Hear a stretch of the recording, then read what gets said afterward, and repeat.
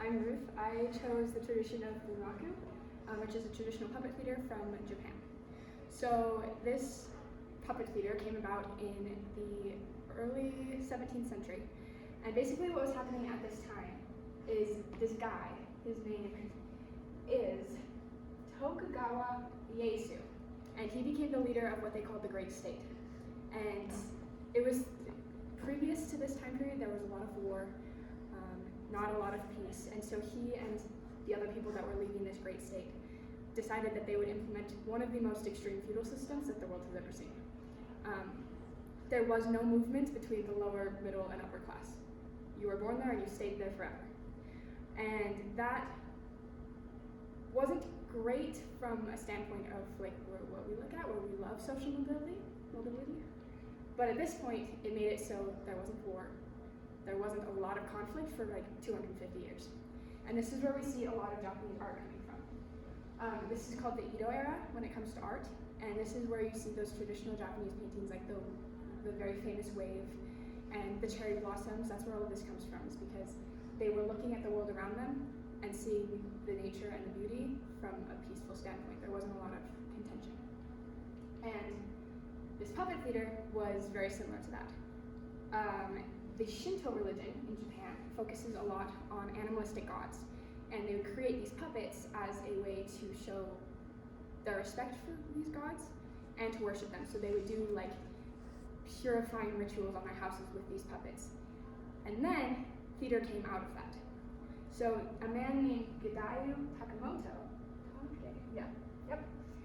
he created this puppet theater and started working with his kabuki playwrights to create stories. And all of these stories had narrators who were singing, and musicians, and puppeteers. And all three of these worked together in a bunraku troupe to put on these stories. And all of these stories were very based in real life, of what happened at the market, what happened when they went home. There were a few that were about the emperors and empresses of the time, but even then it was, what did they do in their day-to-day life? So they really looked for the beauty within the simplicity of everything. One of the most famous is called Love Suicides at Sonozaki, and this is probably the most dramatized, and thus the most famous in Western culture, which is really interesting, that when someone who's looking at it from an American or British theater standpoint found this play the most interesting, compared to one that's about a festival of nature. So in Love Suicide Sonozaki, there is a man who owns a shop, and it's unclear in the English translation whether he is married or dating this woman. And it focuses a lot on their relationship and the beauties in that relationship. But then you find out that his best friend betrayed him with a loan for the store. So again, very like simple things, like something that we wouldn't necessarily think of as incredibly important. It's just a loan from a store. But then the man and his wife/girlfriend decided they were going to form a suicide pact. And that was the one that has been recreated the most, which I found very interesting. Okay, so bunraku became very popular throughout the 16 and 1700s, but then it fell in the 1790s because these original narrators, puppeteers, weren't training other people. They weren't passing on their art. And so when the first narrators and puppeteers started dying, the art started dying as well. However, it came back in the 1840s, where there was a new puppet theater formed. They decided that they were going to revive it. Something that I should point out is during this Edo era, the leaders of the state decided that there would be no relations with any foreign country. It was Japan and Japan only, which is why they have such a fundamental relationship with their ancestry and their culture and art. All of these paintings were coming back, and bunraku came out of that because they were looking to their past and bringing it back instead of looking to other people. So in the 1840s, it regained popularity and it was doing pretty well, and then when World War II happened and there was mass destruction, theaters and puppets were destroyed, and they didn't have the means of recreating those, and they weren't super concerned. They were trying to win a war. Which is another contrast between American society and Japanese society, is where a lot of American art comes from the World War II era. When we look at World War II propaganda and World War II entertainment, that is what set the stage for American theater later. So, World War II happened, Japanese bunraku theaters decreased, but then the Japanese government found it very important, and so they formed their own bunraku theater to keep that tradition alive. So like I kind of talked about earlier, the bunraku troupe has 22 narrators, 20 musicians, and 31 puppeteers, and each of these are men. This is actually incredibly important as I did more research. Also, the information about the Edo era is from the Department of Asian Studies at the Metropolitan Museum of Art in New York City. And a lot of this information I'm getting from books by Donald King and Barbara Adachi, who are very prominent bunraku researchers. Both of them have Japanese heritage. Okay, so each of the main puppets, these really big puppets, that's a picture of the theater that would have come in the 1840s. So each of these main puppets has 3 puppeteers. So you have your head puppeteer, who works for about 30 years to develop that skill. You have the left arm puppeteer, and the leg puppeteer. The head puppeteer also operates the right arm, and each of them spend 10 years progressing to each skill. So you start with the legs, you work for 10 years, and then you move on to the left arm, and you work for 10 years, and then you move on to the head puppet, and then you're considered like the master puppeteer. And all of them are clothed in completely black, so that you're not paying attention to them, you're paying attention to the puppet. Except the head puppeteer is actually usually unmasked. This is just one occasion where they did it.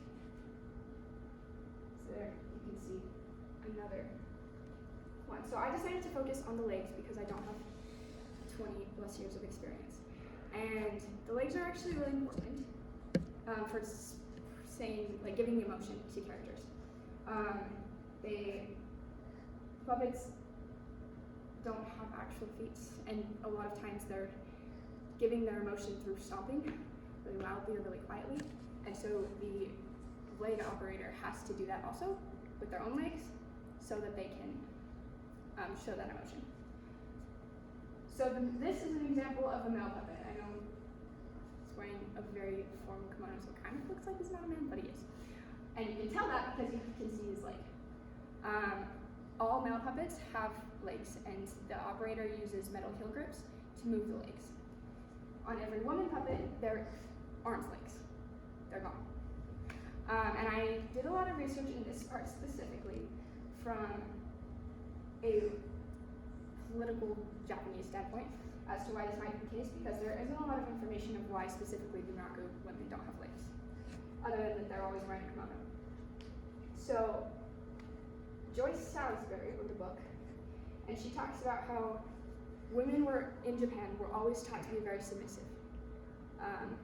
When they're born, they are submissive to their father.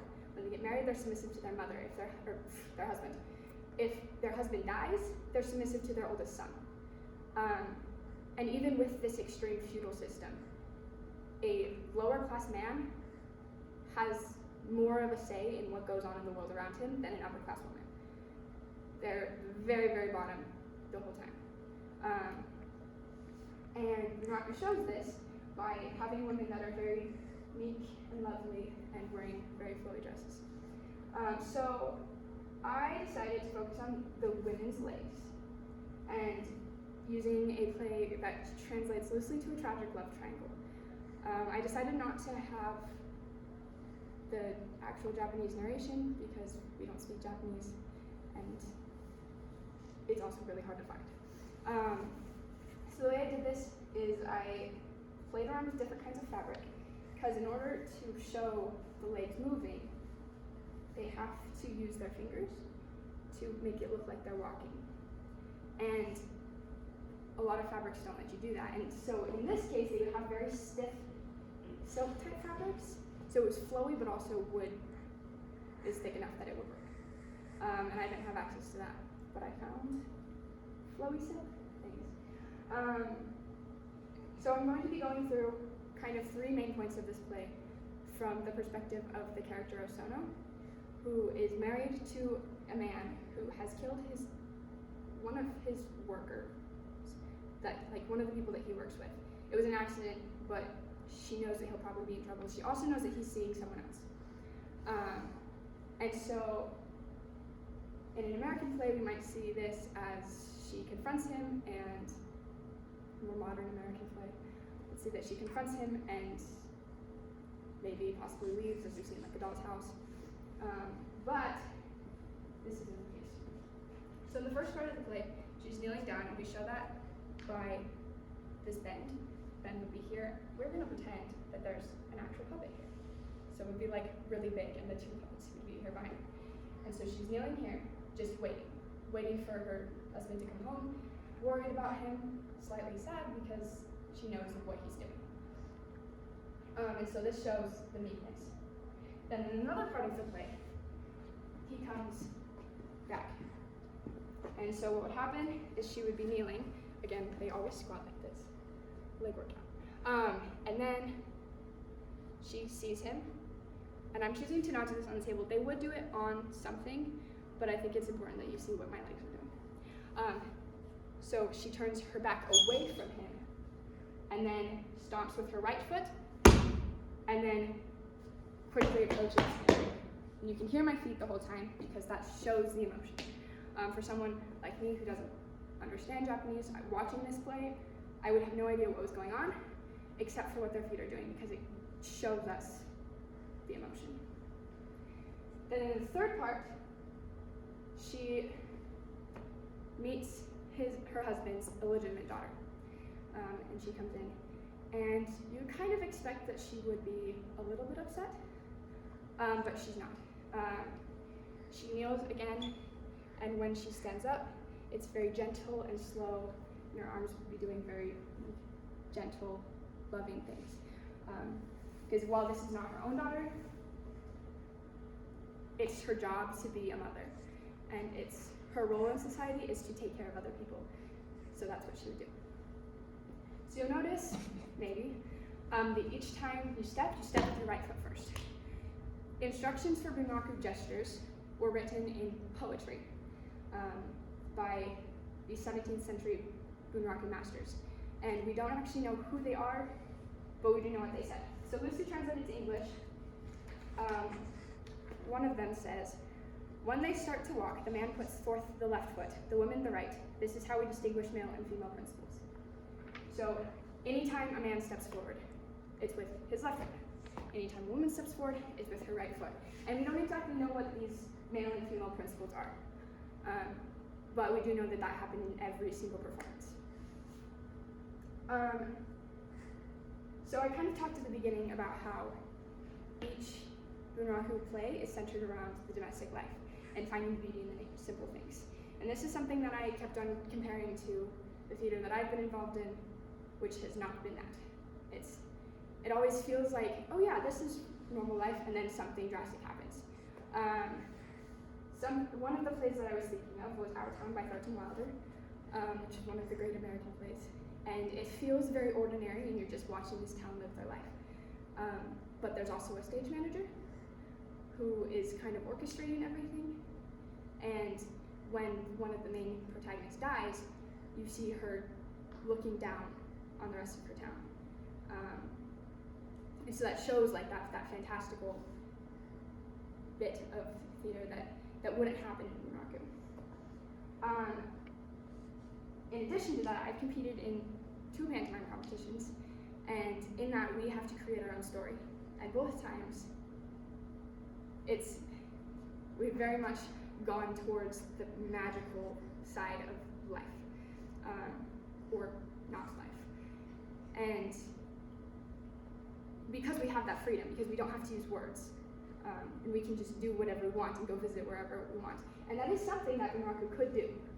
They have puppets, they could make them look like however they want, and they chose not to. They chose to focus on the simplicity, which I really like. And then there's the influence of bunraku on other pieces of art. So, The Lion King on Broadway, the director went and lived in Japan for a year or so and studied bunraku for Timon. And